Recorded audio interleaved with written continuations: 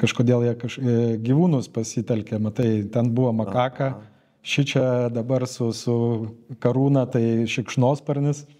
Taip, matyt, reikia žmogui, tai yra išdirbtos schemos.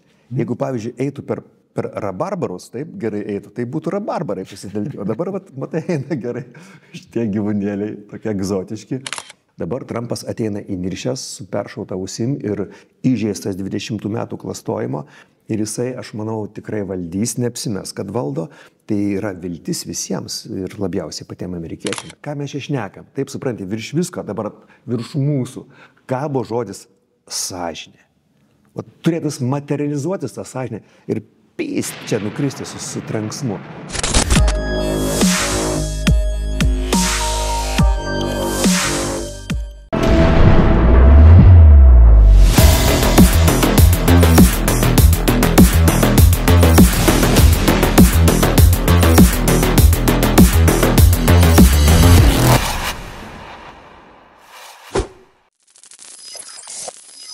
Sveiki dar kartą atvykę į Triušio urvą. Šioje laidoje kalbėsimės su medicinos mokslo daktaru Vytautu Abraičiu, žmogumi, kuris atvirai ir drąsiai dalijasi savo įžvalgomis apie pasaulį ir mūsų supančią tikrovę. Šiandien aptarsime farmacijos pramonę ir jos istoriją, nuodingą maistą, bereikalingus maisto papildus ir tai, kaip pandemija paveikia gydytojų darbą bei jų sprendimus. Taip pat paliesime temas apie žmonių psichologiją, manipuliaciją ir iliuzijas, kurios formuoja mūsų visų kasdienybę. Kodėl žmonės taip lengvai pasiduoda programavimui nuo pat vaikystės? Kodėl meninį filmą Matrica galima suprasti kaip mūsų pačių gyvenimo metaforą? Šis pokalbis atskleis įdomių faktų ir paskatins pažvelgti į pasaulį kitų kampų. Sveikas, Vytautai. Malonu, kad atvykai į Triušio urvą. Sveikas. Ar tą skanduotę sinchroniškai ištarsim, ar laidos pabaigoje? Kaip lietuviškai ir angliškai? Lietuviškai. Kaip Stevenas Spielbergas tau patarė. Reiškia, jei lendi į Triušio urvą, pasisaugok gašlios kurmio. Labai teisingai. Tai malonu, kad atvykai. Čia Triušio urve mes truputį kitaip žiūrime dalykus, nes turim daug Lietuvoje įvairių kanalų, kurie pagrinde kalba apie pasekmes, nagrinėja dalykus, kurie vyksta dabar, bet nelabai gilinasi į priežastis. Kodėl visa tai vyksta? Nes yra daug lengviau pykti ant Landsbergio, ant Bideno, ant Briuselio, kiti pyksta ant Maskvos, ant Kinijos dėl savo visų problemų. Ko gero esi matęs filmą Matrica. Kaip jį supratai? Žinoma. Kad žmogui tokiam, laisvamaniui, pasakykim, taip pagal lietuvišką teoriją, praktiškai pasipriešinti bendrai pasaulio tvarkai yra neįmanoma. Mes gyvename tokioj, masinių informavimo priemonių, ten jos dar padarytos tokios įtakingesnės, ištatingesnės, sukeltoj iliuzijoje, kas realiai ir yra. Ir mes dauguma žmonių tam pasiduoda ir plaukia tą tėkmę ir viskas, o kelios galingos figūros tampa už virvučių visus. Taip, tai mes labai gerai pamatėm tą per šitos nesenai pasibaigusios pandemijos metu, kaip žmonės aklai pasinėrė į tą visą baimės burbulą, kaip iš visų žiniasklaidos kanalų buvo propaguojama tik tai viena nuomonė, kad turi būti būtent taip, o ne kitaip. Pamatėm daugybę ekspertų, kuris dabar tapo vos ne kaip keiksmažodis, dabar pasako, kad ekspertas, tai norisi bėgti į kitą gatvės pusę. Sinonimo paieškoti. Tai šita sistema panašu, kad yra sukurta gana senai. Mes tik būtent per šitą pandemiją pamatėm tas juodasias jos pusės. Aš manau, 14 metais, kur buvo garsusis paukščių gripas, kuriame aš irgi aktyviai dalyvavau, kažkokia buvo repeticija, bet kažkas gal tuo metu nepaėjo. Dabar, bet nesakyk, tokio profesionalumo laipsnio buvo viskas padaryta, kad čia tiesiog tobulai suveikė. Ir protingiausi žmonės vaikščios tam kaukiam laukuose, miškuose, protingi žmonės. Medikai visi apskritai kaip kokie, aš nežinau, apsivalgę durnaropį, nieks nedrįsta žodžio pasakyti. Irgi protingi, drąsūs žmonės, atrodo, to kraujo matė tiek ir tiek, žinai. Ir taip juos suvirškino, profesionaliai, tiesiog tobulai sužaista šachmatų partija. Jo, kaip dar minėjau prieš pradedant mūsų laidą, kad netgi tie AIDS propaguotojai, AIDS irgi tokia labai garsi liga, kur buvo kalbama, kad čia visi mes išmirsim, kad iš pradžių buvo kalbama tik, kad tarp homoseksualų jinai persiduoda, paskui, kadangi nelabai veikia propaganda, tai pasakė, kad ir tarp heteroseksualų jinai persiduoda, kad jeigu čia be kontraceptinių priemonių, tai čia mes tikrai greitai visi išmirsim, mėnesį saugosim, bet jinai kažkur dingo. Ir 2007 metais išėjo toks dokumentinis filmas AIDS Incorporated, kuriame pagrindiniai veikėjai yra tie patys Faucis ir Redfieldas. Tai pikti liežuviai plaka jau ne pirmi metai, kad tai irgi yra surežisuota liga, tai jokia ten ne makaka, pati kalčiausia. Tai visko gali būti. Tai kažkodėl jie gyvūnus pasitelkė, matai, ten buvo makaka, šičia dabar su karūna, tai šikšnosparnis. Taip, matyt, reikia žmogui, tai yra išdirbtos schemos. Jeigu, pavyzdžiui, eitų per rabarbarus, taip gerai eitų, tai būtų rabarbarai pasitelkti. O dabar, matai, eina gerai šitie gyvūnėliai, tokie egzotiški, vaizduotė padirgina, nes ten specialistai tai geriausiai buvo. Ir kaip žmonės apakina, pastebėjai? Taigi jau tada, kažin kada buvo aišku, kad tas Wuhanas dirba su Šiaurės Karolinos universitetu. Taip, jau 16 metais ėjo bendri straipsniai. Bet visiems vienodai. Visi kažkaip nieko nematė ir jau po to, jau kai pradėjo, tai dabar įsivaizduok, o tiek yra medikų, kurie tiki to šikšnosparnių, kurie tiki karantino kaukių, vakcinų gale, dabar dar yra. Aišku, dalis iš jų nenuoširdžiai taip galvoja, jiems tas naudinga, jie nori likti prie hebros, prie elito, bet, tas truputėlį demoralizuoja, kad pripažink savo klaidą. Kas šitokio suklysdama žmogų gyvenime? Turbūt net, aš nežinau, turbūt net Alvis Mozeris klysta. Tai jisai pats prisipažino, kad pirmą lakstą ir sakė žmonėm, kad kodėl be kaukės, kodėl be kaukės. Tu nori, kad čia 5 metam uždarytų, jo, tas geras buvo. Jo, bet vėlgi, pažiūrint į tą pačią žmonių psichologiją, pats, žinau, giliai domėsi ir yra šeimos ten tradicijos su psichologu. Bet kodėl tiek mažai žmonių sugeba atskirti, kas yra kas? Tu čia manęs rimtai klausi? Taip. Tai aš jau daug kartų kalbėjau, tai nesaugumas. Viktorai, nesaugumas žmonių, supranti, yra labai paprasta gyventi, kai tu žinai, kad kažkas geras, protingas už tave nuspręs.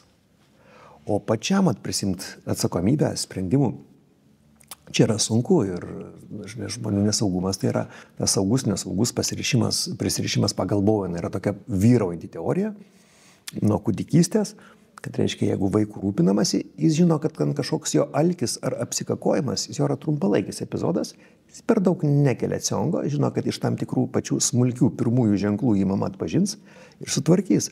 O tie, kurie apsikakoja po 2 valandas praklikdavo, tie tokie ir yra, jie ir klykia toliau. Tai ir tas nesaugumas ir tada tu kažko bandai visą gyvenimą, ieškai prie ko čia prisišlėti stipresnio, ir tada labai ta burbulizacija, tokia akivaizdi, taip pasidarė. Tie tokie patys aršiausi, nenuodikim žmonėm pavardėm nuotaikos. Tie patys ir prie jų prisišlėja tas burbulas, tai yra patys nesaugiausi žmonės. Ir jie sėjo tą paniką, jie tuo metu jautėsi įsiprasminę, nes labai palaikomi tuo metu buvo. Tokie pinigai gėjo. Ir reikėjo įsisavinti. Bet tai aš manau, kad kai kurie iš jų, antiek žmonės primityvūs ir nesaugus ir tiesiog sutrikę, kad jie net be pinigų tuo užsiėmė. Tarp kitko, vėlgi galima įskirstyti į grupę žmonės, kurie iš pradžių nesuprato, paskui suprato. Kai kurie suprato ir žinojo, bet prisitaikė, nes tai naudinga. Bet reikia pripažinti, kad didžiulė dalis iš tikro tiki. Jie nuoširdžiai tiki. Tai tokių žmonių proporcija yra tiesiog demoralizuojanti.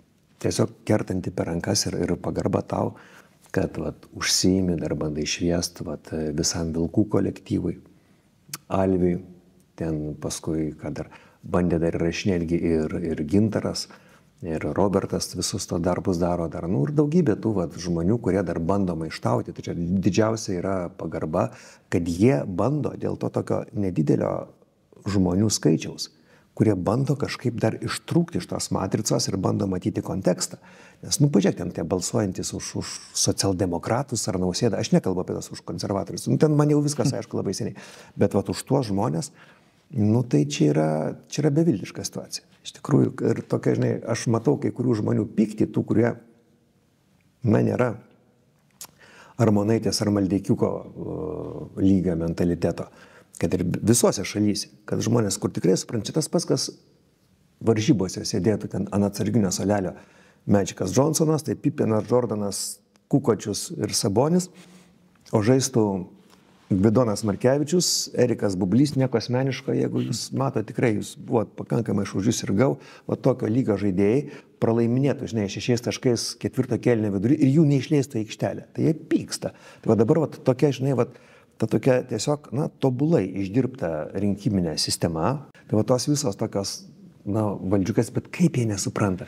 Jau kažin kada yra pasakęs ten kažkuris tai faraonas, kad išdavikai visą laiką gyvenimą baigia ant kuolo. Tie žmonės jie netiesiogiai išduoda tautą, to tokių nesugebėjimų savarankiškai priimti naudingų sprendimų. Ir jie patys tampa menkaverčiai. Aš manau, kad dabar Alijevas, Gruzijos premjeras, jie bus kur kas įtakingesni, nors eina prieš srovę, kad ir tos pačios ES atžvilgių, negu mūsų tie dieve vargdieniai, kurie ten jau tiesiog net nejuokinga minėti jų pavardės. Aš nebijau, bet tiesiog nenoriu nuodyti atmosferos. Tai vėlgi matom, kad yra Fico ir Orbanas, ties sveiko proto balsas, vienintelis išlikęs Europoje. Dabar dar Maskas kalbasi su AfD ir sako, kad vienintelė AfD gali išgelbėti Vokietiją, jeigu laimės rinkimuose, bet aišku, ten ta Uniparty Vokietijoje tikrai neprileis jų prie valdžios, jie gali surinkti ir 40%, jie vis tiek prieš juos susivienys. Kaip susivienys. Bet jeigu taip šluotų, tai ir nušluotų. Tai negi manai, kad dabar, kai buvo rinkimai Amerikoje, kad neklastojo. Taip pat kaip ir 20 metais klastojo, bet tiesiog nušlavė ir viską, žinai. Maskas tai yra gražuoliukas, verčiant iš artimos tautos kalbos, bet jis realiai įgarsina Trumpą. Ir taip, žinai, Anglijos premjero atžvilgiu pasakyti, nenoriu, nežinau, kad paskui dar, žinai, gali užbaninti kažkas, tai tokią frazę mestel, žinai, į eterį, tai čia yra wow. Ir tai labai gerai. Toksai, yra Čerčilis pasakęs, teisėjo žmogaus įniršis yra pateisinamas. Dabar Trumpas ateina įniršęs su peršauta ausim ir įžeistas 20 metų klastojimo ir jisai, aš manau, tikrai valdys, neapsimes, kad valdo. Tai yra viltis visiems ir labiausiai patiem amerikiečiam, nes ten apskritai, atkalbėjom, taip, kas bando užgesinti Los Andželą, taip. 3 kažkokios baisios lesbietės nušakęs, bet net nejuokinga. Ir kaip taip, ir matai, kokios jų algos. Beveik po 500 000 per metus gauna babcės. Tai čia dar yra kaip viskas gyvenime yra susiję. Taigi atleista buvo virš 13 000 nenorinčių skiepytis Kalifornijos ugniagesių. Įsivaizduoja, nenorėjo, viskas laisvas. Ir tai buvo patyrę žmonės, tai ne kažkokios Kristinos lesbietės. Ir būtų galbūt jie suveikę kur kas protingiau. O dabar, prašau, turėkite. Matai, kas įvyko Amerikoje per šios prezidento rinkimus, tai jau turėjo įvykti, nes ten buvo labai jau ta riba, net Maskas yra pasakęs, kad jeigu dabar nelaimės Trumpas, tai bus paskutiniai rinkimai. Dauguma Lietuvos žmonių, jie visiškai nesupranta, kas vyksta Amerikoje. Tai yra, iš tikro, jeigu tai pažiūrėjus giliau, tai yra visuomenė daugiau supūsi negu Tarybų Sąjungoje, kuri subirėjo 1990 metais. Nes visos tos jau minėtos ideologijos, labai didelės vyriausybės aparatas ir biurokratija, švaistomi trilijonai pinigų nereikalingom programom, kur nesukuria jokios pridėtinės vertės, visi tie gender studies, universitetai, jaunimas yra suluošintas ir va dabar prieisim prie tos pačios farmacijos. Taip pat žmonės yra padaryti legaliais narkomanais, būtent per legalią farmaciją, per raminančius psichotropinius vaistus ir nuskausminančius. Tai yra baisu iš tikrųjų. Skaitai, dėl ko Petersonas išėjo, žurnalas, iš Toronto universiteto, kad baltam heteroseksualiam vyrui nėra šansų padaryti karjeros. Sako, čia buvo mano jau lašas perpildęs taurę. Įsivaizduok, reiškia, tu turi būti, vat, jeigu tu gėjus negras, tai tu, reiškia, tu turi šansą. Iki tokių nesąmonių prieita. Čia jau, žinai, jau bet kokią logiką, jau ieškot logikos yra absurdas. Bet kiek tų tokių yra dar Lietuvoje, tokių dundukų, kur šitokią informaciją, va, tu parašytum, aš parašiau, dar atsiranda kas nors, kad ima ir tenais, tu tai čia jau, žinai, jau čia Kremliui dirbi. Vat, jie viską atsėjęs. Aišku, čia tokia irgi gerai išdirbta taktika. Bet, jau ant kiek tas kvailumas buvo įsišaknės. Labai gerai. Amerikos, mus lenkia vis laiką apie 20 metų. Ir jie lenkia ir tose kvailystėse, to genderistinėse ir ten, žinai, geriau už bet ką, kad labai stiprus yra savivaldos įstatymai. Ten gali viena valstija paskelbti mirties bausmę, kitą atšaukti ir niekas neturės teisę jų. Ir dalis netgi karo pramonės įmonių yra tik dalinai pavaldžios vyriausybei. Žinote tą dalyką? Taip, tai yra privačios korporacijos. Taip, ir jos tik dalinai pavaldžios, nors toj teritorijai viską daro. Tai, žinai, ten, pavyzdžiui, Pensilvanijos, ten tai koks Fort Postas tų durnyščių, žinai. Baudimas, tėvų sodinimas į kalėjimą, kad tu nori sudalyvauti konsiliumą vaikui keičiant lytį prieš paskiriant jam hormonus, žinai, čia jau, aš nežinau, čia jau reikia būti, Šimonytės rinkėjų, kad tą, kaip sakyt, pateisinti ir paremti, nes, žinai, viskam turi būti ribos vis dėlto. Gerai, tai ką, biški, tada pereikime į farmacijos rytį. Pereikime.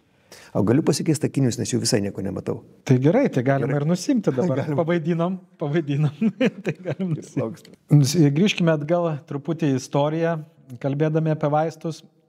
Ir daug esu apie tai tikrai daug skaitęs ir tyrinėjęs pas gydytojus, ypač, aišku, vakarų pasaulio, daugiausiai Amerikos mano tyrinėjimo objektas, nes daug metų ten gyvenau. Gydytojo tam portfeliuke, kai eidavo jisai į namus pas savo pacientus, pagrindiniai vaistai buvo heroinas, morfinas ir kokainas. Taip, dviejopas poveikis. Pirma yra haliucinogenai, tu ten pradedi matyti gražius vaizdinius, bet jie ir šiaip labai stiprus anestetikai. Taip pat koks antiopentalis dabar, kur praktiškai vos ne visom operacijom naudojamas, jis išėjo iš morfino. Jis yra 1000 kartų maždaug stipresnis. Tai buvo, tai nuskausmintis vaistai patys pirmieji. Aš labai abejoju, ar tais laikais jau buvo nesteroidinių preparatų grupė, kurie tokie yra švelnesni, mūsų gerai žinomi ten. Ibuprofenas, diklofenakas, paracetamolis, šitie visi didžiulė vaistų grupė. Kada jis atrastas, žinau, kad prasidėjo nuo aspirino, Bayerio firma atrado, metų nepasakysiu. Tai, taip, žinai, apskritai, Viktorai, ta medicina dabar taip transformuojasi, kaip ir viskas. Čia, kaip sakė daktaras, taip ateina pas pacientą, kuriuo jau senelius pažinojo, žino tos giminės silpnasias vietas, tokia kepurėlė balta, pakrypusiai užsideda ir su triubelė paklauso, žinai, toks aristokratiškas stilius, tokia ramybė ir toksai, žinai, individualizmas. Taip, gal ten tavo kalis normalus yra, pavyzdžiui, 5, mano 3,8. Pagal dabartinę mediciną jau mane turėtų maitinti kalio tabletėm, jeigu, žinai, neinjekcijom. Tai o tau galbūt inkstų dializė, sakytų, čia jums reikėtų ješins kaip biškai profiltruoti, čia kažkas pavojinga, žinai. Tai pagal dabartinę tą standartų mediciną, bet tokia medicina jau niekada nebus. Yra dar žmonės labai turtingi, jie turi tokią prabangą turėti tokį savo daktarą. Bet didžiai žmonių dalį tai yra neįmanoma ir tie medikai yra, jie yra vargdienių pozicijoje. Kažkada sėdėjom Kubilė Kulautuvai su savo kursiokė, jinai sako, sako, šnekėkitės vyrai ten, jos vyras vis negirdė, sako, šnekėkitės, aš sako vis tiek to nulūšiu, sako, šiandien 70 žmonių pažiūrėjau, 70, įsivaizduoji. Nu tai į kokį tu įsigilinimą gali ten kažkokį, žinai, jau kažką tai kalbėti. Tai yra, o farmacijos, nu tu farmacija, nu, pats supranti, tai yra verslas. Pradžios visos buvo gražios, taip, pradžios gražios buvo, tiek Flemingas, Rentgenas, va tos visos figūros, kaip ten viskas pakeitė tą žmoniją, tie naujai atrasti vaistai, taip, 2 gramais streptomicino užgydydavo kavernas Šveicarijai, kai prasidėjo tuberkuliozinės. Bet po to, na, kaip ir viskas, kaip suvienytų nacijų organizacija, kaip pasaulinė sveikatos organizacija, kaip koks UNICEF'as, visos jos išsigimė. Ir dabar aš nežinau, ko reikia. Reikia 5 trampų turbūt. 5 trampų pasaulyje, kad viską grąžinti į vietą, kad nes tiesiog nėra šansų dabar pasipriešinti. Lietuvoje tu nepasipriešinsi. Tu gali pakeisti ten galbūt kažkaip prezidentas, premjeras, taip, bet tas visas tarpsluoksnis tarp visuomenės ir tų aukštų figūrų yra tiek infiltruotas, tų tokių, kurie kaip dabar Lietuvoje, taip. Tai aš įsivaizduoju, tai yra tokia lengva panikėlė, kaip elgsis Trumpas, ir jie įsikandė, visi palangė, dreba, kad tik tai nieks nepasikeistų. Ir kadangi mes esam toli, truputėlį persiaut kėdės, tai tas įmanoma. O farmacija, tai taip, pat jeigu iš dalies, argi dirbau 4 metus, Sharing AG kompanija, vakarų Berlyno buvo. Ir tais laikais, dar tai buvo 94-8 metai.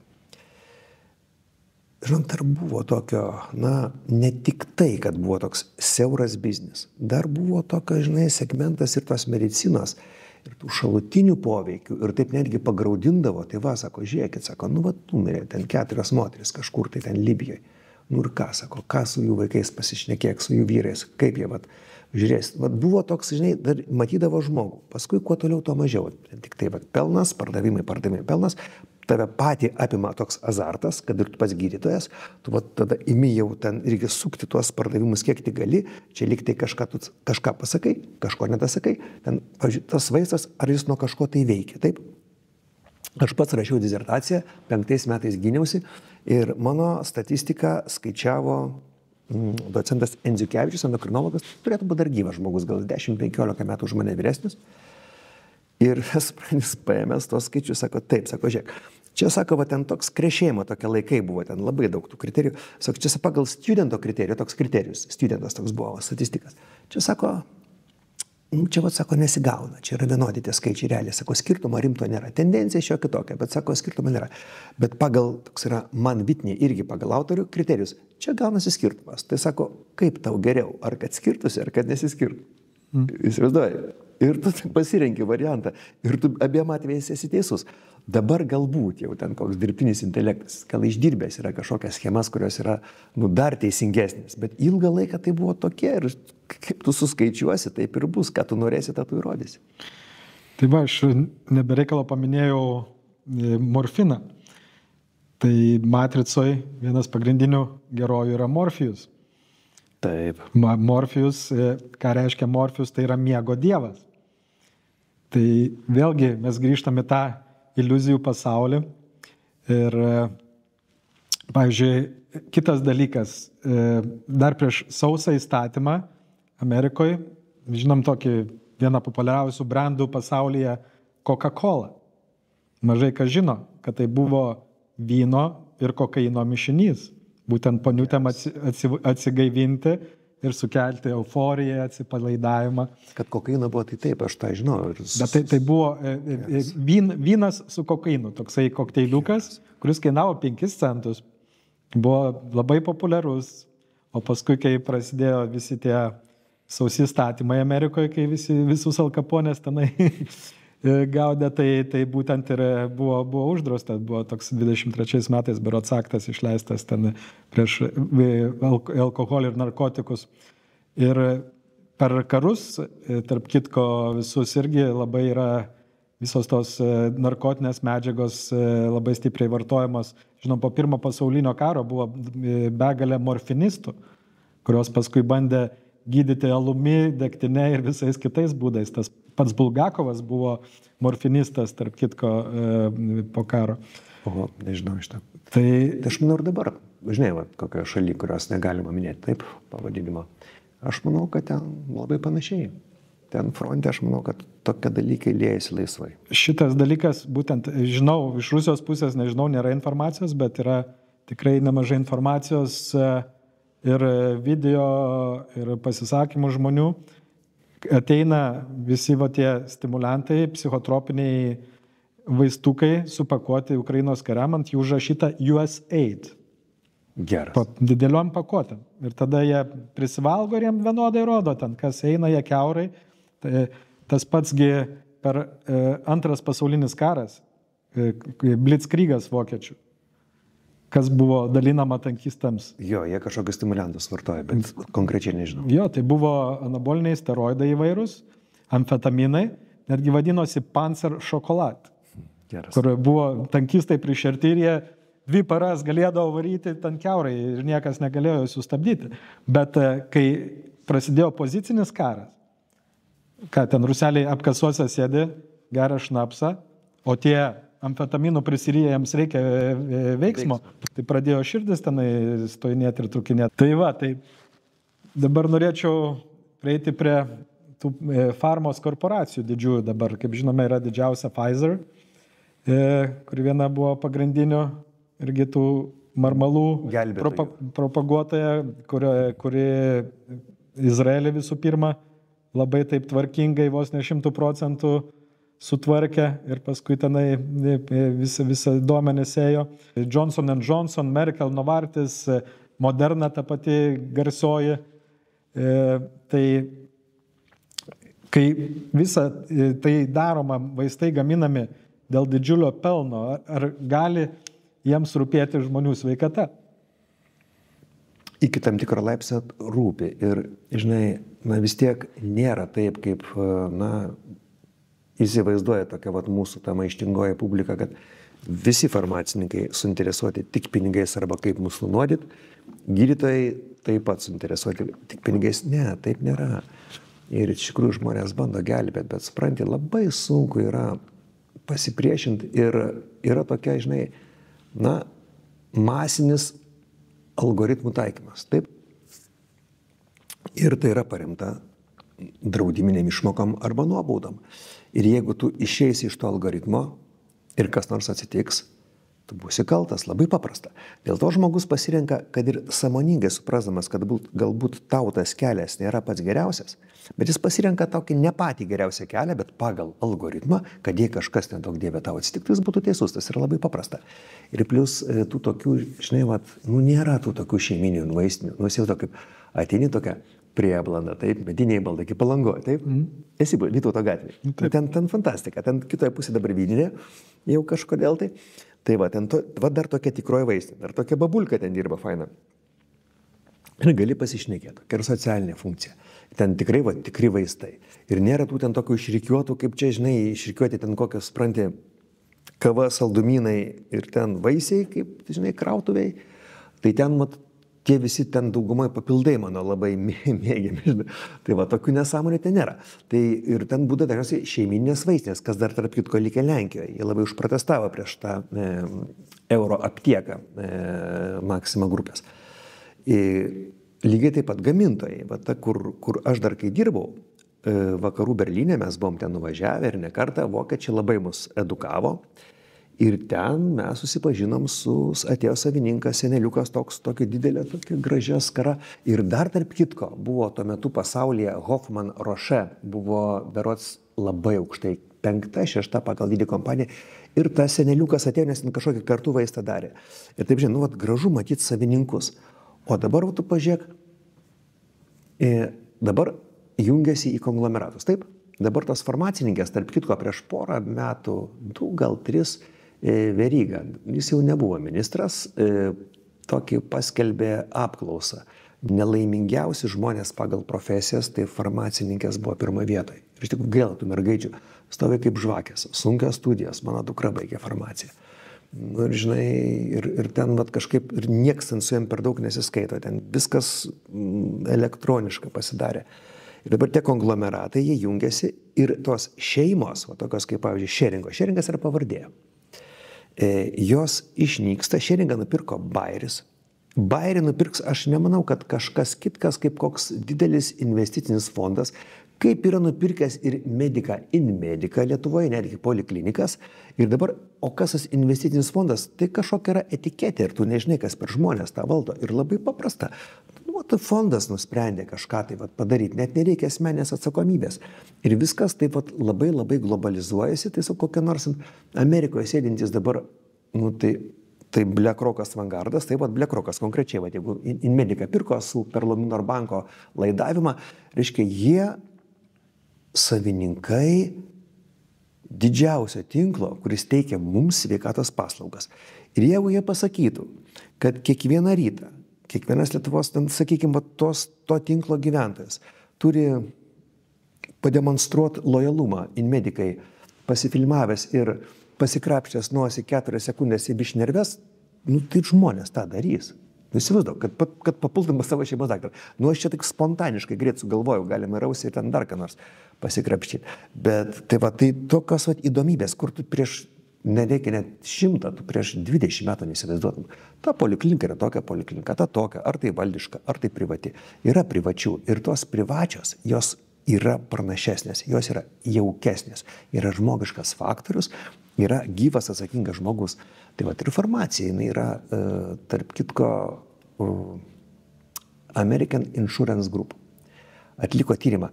Aš negaliu pagrįsti, Viktorai, dabar aš neturiu to šaltinio. Toks buvo anksčiau mokslas, lietuviškas žurnalas. Iliustruotas mokslas. Turėtų matyti. Jame buvo parašyta, kad ta firma suskaičiavo draudimo kompanija vaistų vartojimo pagrįstumą. Aš dabar negaliu pasakyti, ar į tai įėjo papildai. Ir tų vaistų vartojimas yra 39% pagrįstas. Įsivaizduoji, reiškia, gerokai daugiau kaip pusė yra iš lempos nuperkama. Lygiai toks pat procentas gimdos pašalinimo. Dėl to man taip gerai ir liko galvoj. Tai kaip tas irgi marketingas, taip? Jeigu mato, moteriškaitė, liekna, sveika, mioma tokia, tai ten Stepanavičienė, kam paskui išsivystys vėžys, žmogus išgirsta vėžys, jam viskas užsiblokuoja. Sakys, Jėzau, tik imkit greičiau, ką norit, kad tik tai to nebūtų. Ir viskas, tas marketingas, ta globalizacija, jinai daro savo įtaką, bet dėja, mes neįveiksim. Mes galim čia šnekėti, supranti, dabar 2 savaitės live transliacija. Ir mes nieko nepakeisim. Tiesiog, žmogus turės pristaikyti. Jeigu tu nepristaikys, tu išnyksi kažkaip tai. Ir ta maištingoji grupė turės pristaikyti. Ir ką dabar padarysi? Ką aš turiu omeny, kad vėlgi negalima sakyti, kad visi farmacininkai blogi tenai, visi vaistai blogi. Visos tos korporacijos, kaip tu sakei, susikūrė gerais tikslais padėti žmonėm. Nes tikrai negalima neigti, kad tai yra didžiulis pasiekimas ir žmonės ilgiau gyvena būtent dėl daugybės labai reikalingų vaistų sukūrimo. Tai vėlgi, kai grįžtam į tai, kad tai pasidarė kaip konvejeris, vos ne mafija, kai farmacininkai dirba išvien su gydytojais ir prirašinėja būtent tuos vaistus, promautina būtent tuos vaistus, už kuriuos gauna ir premijas, ir kelionės, ir visus kitus dalykus, tai daktarai pasidarė kaip legalūs narkotikų pardavinėtojai. Vėlgi, negalima nieko absoliutinti. Visą laiką yra ne vien tik balta ir juoda, yra 50 pilkų atspalvių tikrai. Ir vėlgi yra žmonių gydytojų ir verslininkų gydytojų, kuriems svarbu daugiau pinigai. Taip pat ir su tais pačiais farmacininkais, kurie dirba tyrimų institutuose, ten leidžia beprotiškai daug laiko ir tikrai stengiasi padėti tai žmonijai. Tai tikrai negalima nurašyti viso ant to. Bet žiūrint, pavyzdžiui, tas pats Pfizeris, kalbėjom, kai pasigilini, kiek yra buvę tų pačių teisinių ieškinių jiems, ir kur tikrai jie buvo pagauti, kad netliko tyrimo iki galo arba melavo, tiesiog melavo savo reklaminėse kompanijose. 2,2 milijardo per kiek ten to laiko? Ten ėjo informacija per visur, taip? Manau, 10 metų. Tiek jie pralaimėjo ieškinių. Ir vis tiek jie labai teisūs. Ir kažkaip Klaipėdos STT jų nepakuoja. Kažkodėl tai nieko kas nesusiję. Tai vėlgi žiūrint į milijardiniai tenai, ypač Amerikoje, teisiniai ieškiniai, ten būna, kad 60 000 paduoda ieškinį ir jiems ten sumoka vos ne po milijoną, nes pripažinta būna. Tai kokie pelnai ant kiek yra žmonės išugdyti ir išmokyti, kad tabletės gydo. Ar gydo tabletės? Simptomą nuslapina. Nu, matai, labai tą nėra sunku apskaičiuoti gyvai.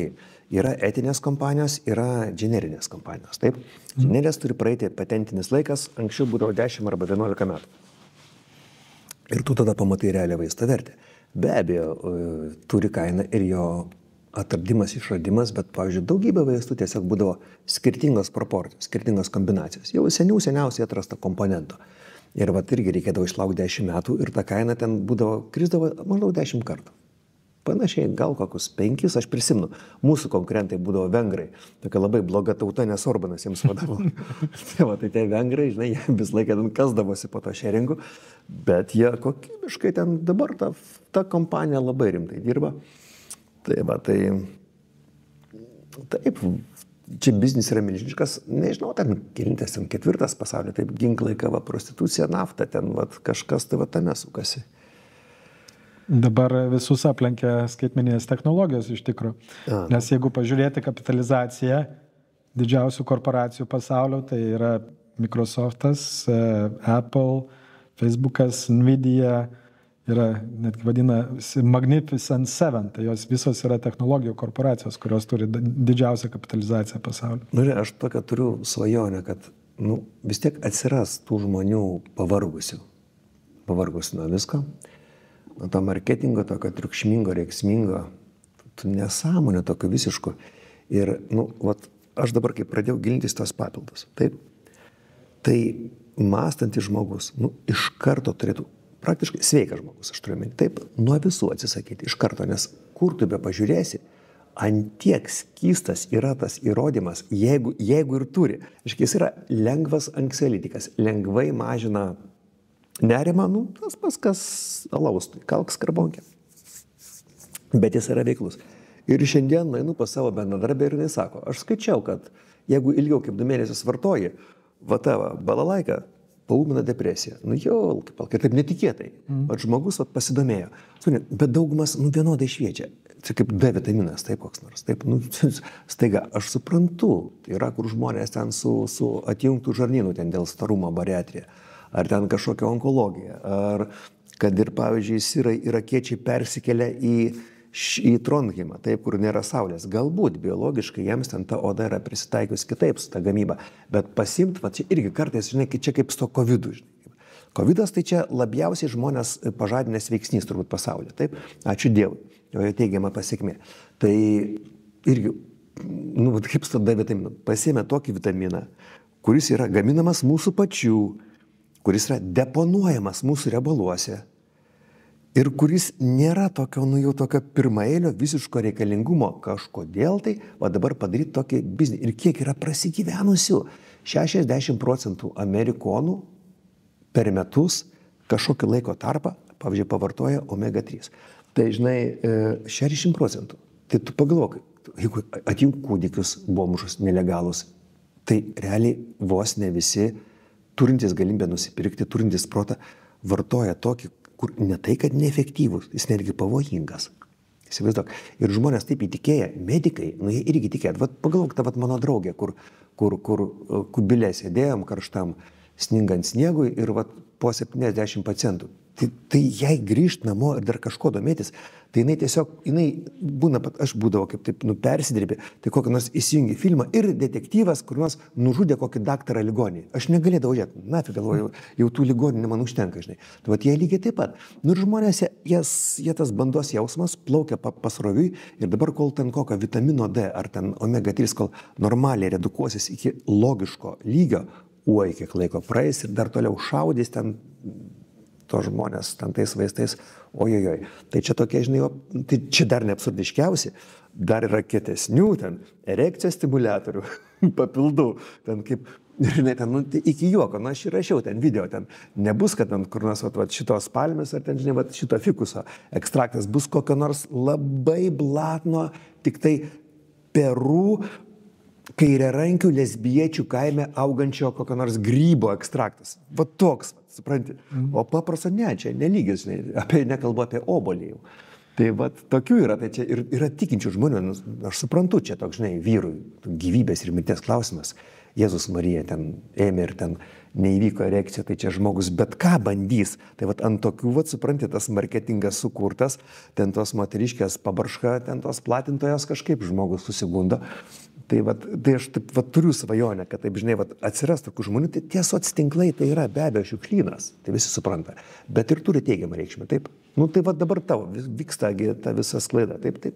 Ne, tai yra iš tikrųjų vėlgi, ką be paimsi, ar vaistus, ar papildus, ar ginklus, ar peilį, ar tas pačius, kaip sakai, socialiniai tinklai, tai yra arba geras įrankis, arba visiškas šlamštas, kurį tu naudoji ne pagal paskirtį, kuris gali tavo smegenis sujaukti, nueiti visai kitų kelių. Tas pats, kaip ir mes kalbėjom, laisvamanį, kai tu moki atsirinkti informaciją, tai yra tikrai daugybė gerų dalykų. Vertybė. Tai tie patys YouTube kanalai. Jie mums suteikia teisę būti žurnalistais ir kalbėti apie pasaulinio lygio problemas ir būti išgirstiems. Bet, Viktorai, kaip, žinok, sunku tarp to didelio šiukšlyno ir supranti, kad yra žmonių, kurie kaip ir ne iš blogos valios, taip šiukšlina, baisu, žinai. Tas pats, ką žinai, tu gatvėje mėtai ten nuoraukas ar popiergalius kažkokius, lygiai taip pat į tą Facebooką mėtai, ten, man tai, žinai, ten tos visos nuotraukas iš atostogų, kiekvieną kartą prie skirtingo kalnelio, tai norisi pasakyti, ar tu visai išprotėjai, moteris tavo tos mėgsta. Ten, žinai, aš suprantu ten, jeigu, pavyzdžiui, iš naujo dabar imsi ir apsiženėsi su rasa, taip, daugiau nieko bendro nepažįst. Tai suprantu, dabar, kad savo, sakykime, esamai žmonai, kad jie, žinai, žinai, biškai taip įkalt vinį į širdį ir pasukinėt, tai ten fotkinėsi ir fotkinėsi. Galbūt čia toks tikslas yra, bet suprask žmogau, kad tu šiukšlini ir, pavyzdžiui, kažkada, jeigu iš tikrųjų reikėtų kažko tai svarbią informaciją, jau pamatys, kad tai yra tavo, tai esakės, čia tas tai ten pastovė, ten tos kavos padukus įkilinėja, labas rytas, žinai. Bet kiekvienam savo iš tikrųjų, sakau, kai per tiek laiko sugebė atsirinkti informaciją, tai tavęs, kaip ir supranti tendencijas, tavęs jau nebeapgaus. Taip, saugikliai susidėsto, jo. Pradėjai kalbėti apie maisto papildus, aš pirmą norėjau apie maistą truputį pakalbėti. Ar Maksimoje dar yra tikro maisto? Negali sakyti, kad visiškai yra blogai, nes lietuviški produktai tikrai dar palyginus su vakarų Europos ir tos pačios Amerikos, tai iš tikrųjų dar yra pakankamai geri. Bet vėlgi, prisivalgę nesveikų produktų žmonės nori kompensuoti visą tai kažkokiais papildais. Galvoju, šūdo prisivalgiau, tai suvalgysiu vieną piliulytę kažkokių tai papildų ir vėl tapsiu sveikas. Čia toks nesuvedimas, kaip taip pat neprisižiūri savęs, nesveikai gyvenėjo, paskui galvoju, išgersiu tabletę ir pagysiu. Tai čia yra vienas prie vieno, ir maistas, ir vaistai, ir papildai. Ir tas pats, visas psichologinis dalykas. Taip, tai čia garsioji Olandijos vandens bombų studija, kur buvo. Taip, žinai, pomidorai ten labai gražus, jos ten tobulino, genetiškai modifikavo, ten pirmiausiai, kad ten nuo tokių ten kenkėjų, nuo anokių kenkėjų didino derlingumą ir ant galo gavosi, kad pomidoro pavidalo vandens bomba, tai buvo tai pavadinta. Ir nuo tada jau pradėjo atkreipti dėmesį, kad turi būti tam tikros normos. Berods tai buvo 95 metais vandens bombų skandalas. Negaliu garantuoti. Tai be abejo per laiką labai, ypatingai prekybos centruose, tai labai suprastėjo ta masinė gamyba, visiškai yra kitokia. Bet aš įsivaizduoju, vėlgi grįšiu prie savo svajonės, yra grupė žmonių, kurie patys pasigamina maistą, kurie tiesiog lėčiau ramiau gyvena. Tie, kurie patys užsiaugina, kurie turi pažįstamą ūkininką. Jeigu paim kiekvieno giminę, plati ta giminė, mano giminiai irgi yra žmogus, kuris augina daržovės, kaip sakys, pardavimui augina, bet aš žinau, kur jis augina, žinau tą žemę. Aš kartais jam net padedu žmogui pačiam ir aš iš jo nusipirku, aš ramiai jaučiuosi. Į turgų sekmadienį nuvažiuoti ūkininkų ryte irgi labai sveika, arba Leksoto turgą, aš ir kartais nuvažiuoju ten su sąrašėliu, kad ten man surašo nupirkti, tai yra kitaip. Aišku, ir tarp tų turgos prekeivių visokių yra, aš ten tokį vieną žmogų pažįstu ekologinį ūkininką. Nu, nenoriu sakyti daugiau jo ten regalijų, ir nes labai paskui bus lengva suvesti. Nu, tai jis juokėsi už pilvo susijęmęs ten apie tos reikalavimus ekologiškos ūkininkystės, bet vis tiek tai yra geriau negu nieko. Ir jeigu tu esi sveikas žmogus, šiek tiek pasirenki maistą, tai tie papildai, tai jie yra tiesiog pripažinimas savo, kad tu kažkoks esi, tai irgi savęs raminimo forma. Tokia, žinai, autopsichoterapija, kuri gali būti rizikinga. Kam to reikia? Pirmiausiai, yra tiek dalykų, kurie nepalyginamai yra efektyvesni. Fizinis krūvis elementarus, taip, tu skirk 40 minučių ėjimo per dieną ir ten tau viso gyvenimo papildai per mėnesį atsimuš rezultatyvumo prasme. Tai čia, žinai, daugybė. Bet, supranti, bet žmogus, ten jam 1,5 minutės per dieną padaryti pritupimų yra problema. Yra tie Beitso pratimai akiai, taip, kad neprogresuotų trumparegystė, tolergystė, nuimti akomodacinį spazmą, ten užtenka 0,5 minutės per dieną ir žmonės to nepadaro. Įsivaizduok, dabar tokia labai vartotojiška visuomenė, arba aš kalbėjau apie efektyvius papildus, žiūriu vartojimo trukmė, vieno iš jų, apie jį dar nekalbėjau. Tarp kitko Lietuvoje augantis, ten nėra, kad, žinai, perujiečių, karjeraninkų, lesbiečių krūmas, tai efektas maksimalus po 40 savaičių vartojimo. Įsivaizduoji, metuose kiek 57. Tai tu 52. Taip, tai tu turi vos ne metus gert, kad tu pajustum efektas rimtas, ten antro tipo diabetais, numušinėja glikemijas, tai rimtas toks, tikrai toks atrodo, aš pirmą kartą išgirdau, o tas turėtų būti jau, žinai, paskelbta, nes yra kur tu aiškiai matai, kad ten tie papildai, ten lempiniai, ten tyrimai kaip ir daryti, bet supranti, juos palaikantis duomenys yra ten koks nors tenais, ten tokiuose juokinguose, ten tuose žurnaluose leidiniai, ten tokie spalvingi, aišku, jie gražus, išdėliotas kokie seniai besmegeniai iš tų tablečių žuvelės, tokie, supranti, tokiuose jie labai efektyvumas pasitvirtina. O rimtuose nepasitvirtina. Ir žinai, bėda ta, kad tie tokie, kur tikrai žmonės, solidus mokslo žmonės, bet jie nepasakys, kad, žiūrėk, tas ir tas, yra šūdas konkretus, viskas, nafik, meskit į pro langą. Taip negali sakyti. Jie varto ir supranti, tas vartimas kažkaip žmogui jisai perskaito ir nesudaro įspūdžio. O tas toksai, supranti, besmegenis iš tablečių, cinkt ir toks, žinai, gaunasi neurolingvistinis programavimas, jis įpriima kaip efektyvų ir, žinai, geriau jisai sėdės ant sofos, ten žiūrės, ten beleką, ten žais šachmatai su ten kokiu nors kolumbiečiu tokio paties didumo pilvu. Išgeręs tabletės jausis labai gerai. Tai žinai, jokinga ta teorija, nes mes vartotojai, mes norim labai greitai, greito efekto, labai tokio puikaus, kol nepasikeis mąstymas, kitaip nebus. Ir vėlgi, tai ta pati grupė tų maištaujančių žmonių, kurie leidžia savo pamatyti plačiau, jinai turi šansą dar pasveikti. O ten tie tokie, žinai, už ką balsuojantis, žinai, kokias vertybės turintis, kaip lieps, taip ir darys. Jo, yra toks dalykas, ypač nesenai prabūdę žmonės, jie nori visiems padėti, visus išgelbėti. Ir sako, bet kodėl, taigi yra taip, o ne taip. Ir jie bėga prieš traukinį ir sako, žmonės, sustokit, nedarykit taip. Bet tai yra beviltiška, tai toks yra beviltiškumo, toksai šauksmas į tyrus, nes žmogus turi pats prieiti tą lygį, kad pagaliau suprastų, kas yra kas. O ten per prievartą tikrai nieko negali padaryti tokiam žmonėm. Tai vėlgi iš psichoterapijos yra klasikinė taisyklė. Nebandyk padėti žmogui, kuris tavęs to neprašo. Nes liks dažniausiai kaltas. Tai turi prieiti iki tol, žinai. Tai, žinai, yra tas medicinoje, taigi medicinoje tas vadinasi pirmasis skambutis. Tai insultas, infarktas. Po jo kažkaip staiga labai visi pasidaro labai taisyklingai gyvenantis, bet ar reikia to skambučio? Negi neužtenka be skambučio. Ten supranti, kad jau kojos tinsta, nepaneši pilvo, veidas mėlynas. Tai dar čia neužtenka. Reikia būtinai, kad tave nukirstų koks bent jau mikroinsultas, pagulėti ligoniai, jau tada kažkaip tu imsi pasivaikščiojimus tos įgyvendinti rytais. Gal grįžtam dar kartą į Ameriką. ir pakalbam apie tokią sąmokslo teorijas. Ir aišku, reikia sąmokslo teorijam vakinukus užsidėti, nes matrica sugrįžta.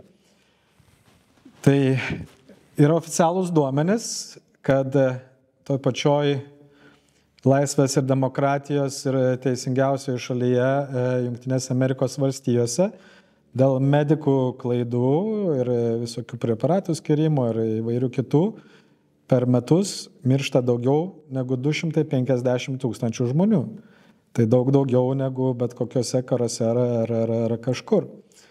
Tai vėlgi grįžtam į tą, ant kiek yra ir farmacija, ir tas pats tų pačių gydytojų profesionalumas nuvarytas labai žemai kartelę.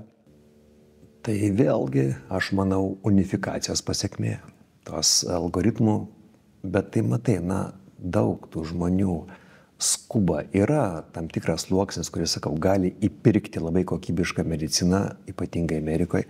Tas pats formuojasi ir pas mus. Man širdis skauda iš tikrųjų, kaip dabar, kažkokia pikta juoda ranka valstybinės universitetinės medicinos tokio kaip iš tokio fortposto į privačią, nes tai nėra labai, tas smagratis paslėda per pandemiją.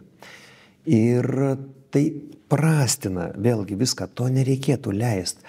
Bet toks įspūdis, kad mūsiškiai negali tie vadovėliai pasipriešinti.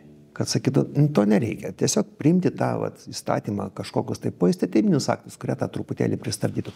Nes jau tas yra, aš netaip, kaip sakytai, dirbu nuo 94 metų, tai jau seniai. Tai jau mano toj visoje karjeroje dabar toks smarkus lūžis įvyko. Tokiais laikais gyvenam, taip? O klaidų jų, Viktorai, pasitaiko ir ne iš blogos valios. Ir, nėra dažnai, kad praktiškai sveikas žmogus atėjo, tu kažką jam įdūrei ar kažką jam paskyrei ir jis miršta. Dažniausiai jau būna kažkokia tokia slidi situacija ir galbūt tai paūmina.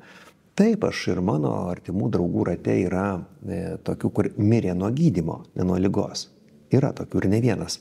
Bet, jau ten taip nėra, kad visiškai toks, tai būna ir tokių neatsargumo. Tai yra dažniausiai žmonės neatlaiko pagundos, nesilaikyti taisyklės, kad geriausia operacija yra ta, kuri yra nepadaryta. Tas noras kažką tai pamiklinti ranką, kada jau tu būni prisioperavęs, taip iki apsivėmimo, tu labai tą dėsnį prisimeni ir tu stengiasi žmogui neskubėti su tą, bet kur gyvenime, su bet kuo.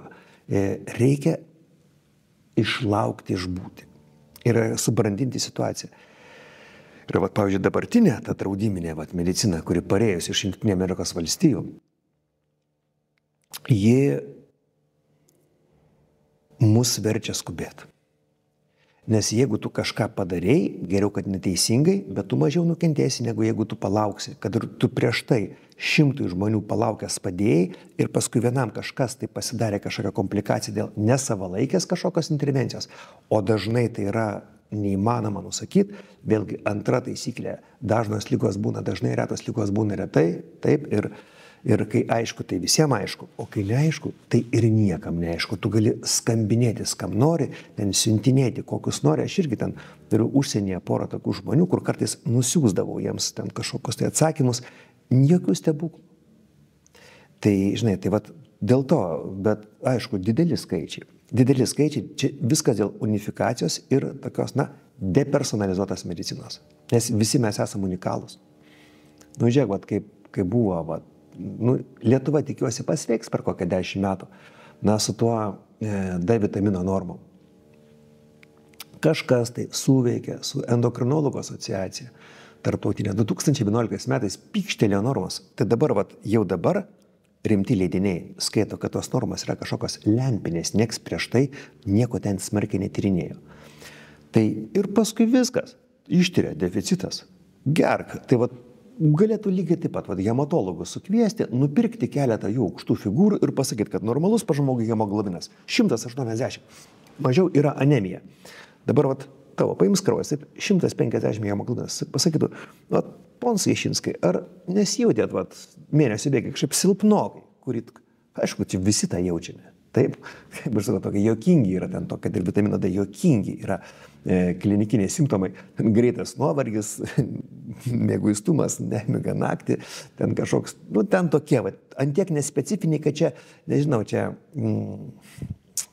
kurie praeina nuo, ką žinau, pamatytum kokį nors savo vaikystės konkurentą dėl kokios nors merginos ir pajustum tą žymiai stipriau negu dėl bet kokio deficito. Ir va, supranti, ir sakyt, taip, viskas, vartok geležį. Vartok geležį. Ir kaip šautų ta geležis į viršų, aišku, yra žmonės, kuriems to reikia. Yra tos ferrodeficitinės anemijos, ypatingai moterims.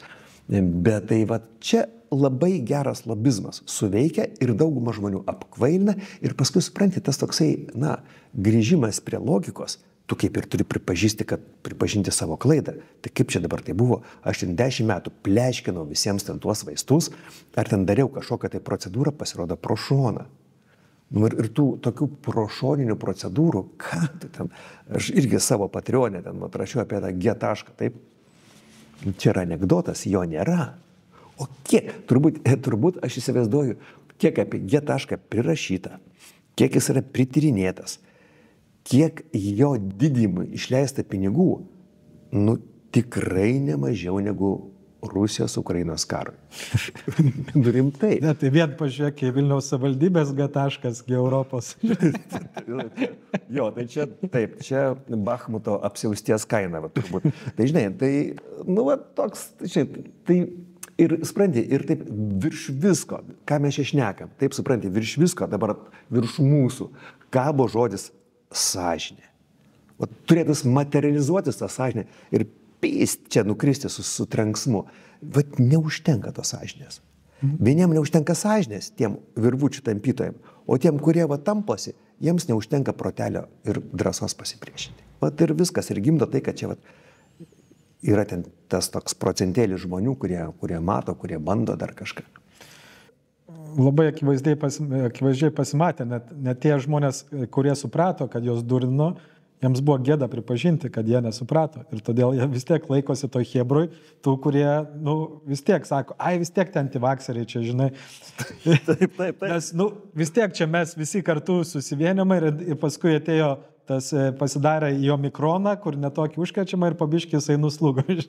Ne, taip, nu be abejo, tai matulė biologija, labai viskas, to viruso virsmas buvo labai biologiškas. Tikrai labai natūralus, atėjo omikronas, visus imunizavo ir viskas, bet tas tarpsluoksnis, dar dabar Lietuvoje, tas yra medikų tokių nepasiduodančių, dar jie nieko nemato, jie ten ir dabar, kad diskusijos, kad vyksta, kad kaip jiem dabar, va šiais laikais, 2,5 savaitės laukia, kad pasiskiepyti su vaiku nuo COVID-o. Nu, dieve galvoju, nu, iki kiek yra nueita. Ką, nu ir pabaigai gal tokį vis tiek, jisai, žinomas gydytojas, kalbėjo apie tos dabar ir papildus ir maistą. Vat koks turėtų būti maždaug balansas tarp maisto, papildų ir tablečių? Tarp tikrųjų vaistų tablečių turėjome. Nu, taip. Nu, vat, kaip reiktų surasti tą balansą? Nu, nes negali kažko visiškai atsisakyti ir kažkaip tai, nu, turi, vat, aš labai mėgstu vidurį visame kame. Be abejo, negaliu užlankstyti į jokią pusę, tai be abejo reikėtų visko vengti ir tik tai sveikai gyventi ir sveikai maitintis. Nu, aišku, žmogų labai ėda lėtinis stresas. Ir dabar, žinai, vat, būtum po tokiu presu, po kokiu dabar esu aš, na, žinai, čia su papildais ir alum sunkiai, žinai. Čia yra, taip, žinai, net man žinai, artimieji sako, nu, bet sako, tu kietas, sako, visgi, kad nepasikorėjai, tu čia kietas. Tai sistema daužo tave, biškai. Oi, kad, tai, žinai, taip, tai aš sakyčiau, kad reikėtų nieko nereikėtų. Dabar, aš kalbu apie sveiką žmogų. Apie ligas čia yra visai kita tema, čia būtų galima dar kelis kartus pašnekėti. Tai va, apie sveiką žmogų reikėtų nieko. Reikia rinktis maistą. Rinktis maistą, kad kažkas šeimoje gamintų. Tu nebūtinai pats turi dozuoti, bet pasakys tau žmona, nu, supjaustyk ten tą kubelės, toks labai varganas darbas, tu darai, bet tu prisidedi. Reikia valgyti tą, ką nori, tiek, kiek nori. Jeigu tu nesiputi kaip balionas, arba nedžiūsti kaip ten, žinai, kažkoks tai svarainis, žinai, spalio mėnesį. Reiškia, užtenka, tu viską energetiškai išnaudoji. Tai čia kiekio klausimas, kaloražo. Dabar ar kažko tau trūksta, kas kažkur programuoja tau kažką tai tu pajustum klinikinius simptomus. Tau silptų regėjimas, tau kažkokie lūpų kampučiai imtų trukinėti, nagai, plaukai lūžinėti. Nu, kas yra ten, sakykime, daugiau tose jau vandens tirpiuose vitaminuose, taip, kažkokiu taip, bet perdozuoti negalima. Toks mano vienas dėstytojų, mano tėvo draugas Lietuvos dabartinio sveikatos mokslo universiteto, tuometinio Kauno medicinos instituto fiziologijos katedroje, kiekvienas dėstytojas buvo pasiėmęs kažkokią tam tikrą sritį. Tai mano tėvas buvo paėmęs širdį, o Petras Cibas buvo paėmęs virškinamą traktą. Tai žinai, aš dabar tų šaltinių net kasiu, nes jis man tą dalyką sakė prieš 35 metus. Tai jisai reiškia, yra pasakęs, kad pradžioje eksperimente buvo pastebėta, kad labai dideliais kiekiais vitamino C tu gali sukelti skorbutą, tą jūreivių ligą, kuri būdavo nuo vitamino C trūkumo. Reiškia, tu taip užverti ir paskui tas pats eksperimentas buvo pakartotas su žmonėm ir taip pat tą patvirtino. Reiškia, viskas vyksta per ląstelių receptorius. Tu juos visus užimi ir jie netenka galimybės veikti tą ląstelę, jau tas vitaminas dirginti tą ląstelę neturi galimybės. Ir gaunasi atvirkštinis efektas, įsivaizduoji? Reiškia, tai viskam reikia tos dozuotės, visam reikia individualumo. Ir dabar, suprantu, pas mus atvirkštinis yra teisingumas, kaip dabar tave pavadinus Kremliaus žmogum, taip? Jeigu teisingas žmogus tave pavadintų Kremliaus žmogum, kaip ir daugybė mūsų aplinkos, taip? Tai čia viskas. Tai viskas, aišku, tai duotybė. Tai yra konkrečiai, tu toks ir esi ir tu turėtum rinkti dėžę nuo paties didžiausio televizoriaus dokumentų, pateikti kažkokiai komisijai, kad su taim nekontaktavo Lavrovas ir Šoigu, tu ten nebuvo pavedimų tau iš Sankt Peterburgo, galbūt tada jie peržiūrėtų šitą tavo kremlizacijos tą pravardžiavimą. Tai lygiai tas pats dabar yra su tais papildais. Labai daug žmonių ryja, patys nesupranta dėl ko ir dabar reikia įrodinėti, kad jums jo nereikia. Atvirkščiai turi būti, nes tai irgi, aš taip suprantęs skaitau ir aš tai galvoju atvirkščiai, galvoju, blemba. Ir tai duomenys 13 metų, įsivaizduoji. Daugiau kaip 12 metų eina ta inercija, geria žmonės beleką, leidžia pinigus. Tai čia tokia, žinai, autoindukcija, tokia psichoterapijos forma, žinai. Kaip tu sakai, aš kažką tai darau, aš taip liktai turiu tokį pasiteisinimą, mano sveikata rūpi, tabletėlių gerimo formą. Vietoj to, kad pasivaikščiot, pradėti ten kokią ten pakarpyti, berželį vantą pasirištuot. Tai ką, vis dėlto svarbiausia yra balansas, ne tik maisto, bet ir psichologinis, ir informacijos prieimimo, ir iš viso požiūrio į gyvenimą. Gyvenimas yra nuostabus. Taip, tu esi truputėlį per kūdas. Žentas mano jau biški per storas. O aš esu toks, pati ta erotika, supranti. Dėl to tave ir pasikviečiu. Tai ką, Vyta, taip, smagu buvo. Manau, kad kartosime, ne? Gerai. Šiandien Triušio urve lankėsi Vytautas Abraitis. Ačiū, kad žiūrėjote ir praleidote laiką kartu su mumis. Laukiame jūsų komentarų. Ir gerų, ir blogų. Jie padeda mums tobulėti. Prenumeruokite kanalą, spauskite patinka, pasidalinkite su draugais bei artimaisiais. Sekite Baltą triušį 77 ir YouTube platformose, kuriuose pirmieji išvysite naujausius epizodus bei trumpus video. Iki kito pasimatymo Triušio urve.